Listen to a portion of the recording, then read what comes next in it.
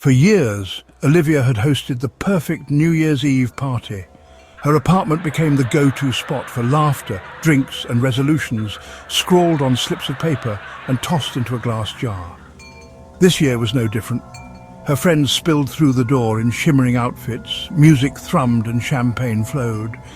But as midnight approached, a strange unease settled over Olivia. She couldn't shake the feeling that something was off.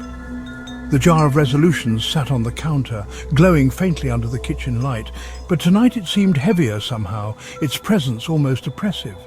"What's wrong, Liv?" her best friend Sarah asked, noticing her distant stare.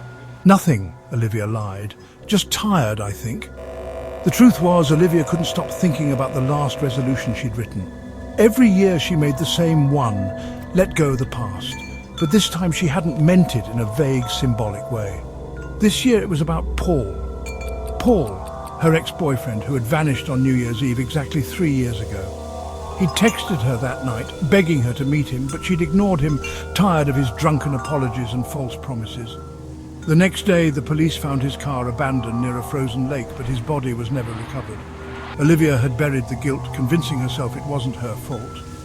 Now, as the countdown to midnight began, she felt the air grow colder, unnaturally so. The music seemed to distort, the voices of her friends blending into an eerie hum. She glanced at the jar on the counter and froze. One of the slips of paper had moved. 10, 9, her friends shouted in unison. Olivia approached the jar cautiously. Her fingers trembled as she lifted the lid. The paper on top wasn't hers. She hadn't touched the jar since the start of the night. She unfolded it. "You let me die." Her breath hitched. She looked around the room, but none of her friends seemed to notice her panic. 8, 7. Another slip of paper fluttered to the floor, though she hadn't touched the jar. She bent down to pick it up, her heart pounding. This one read, "I'm coming back, 6, 5.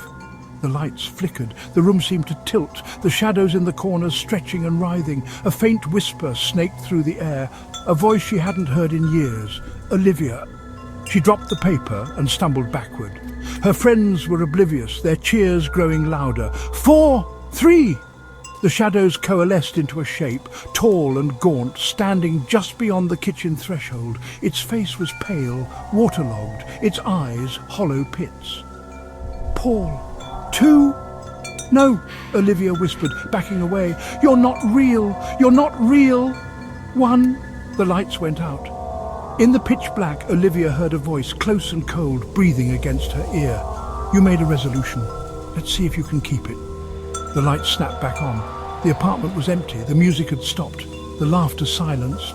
The resolution jar lay shattered on the floor, its contents scattered. And Olivia was gone. The next day, her friends reported her disappearance. The police found her apartment undisturbed, save for the jar and a single slip of paper left behind on the counter. Let go of the past.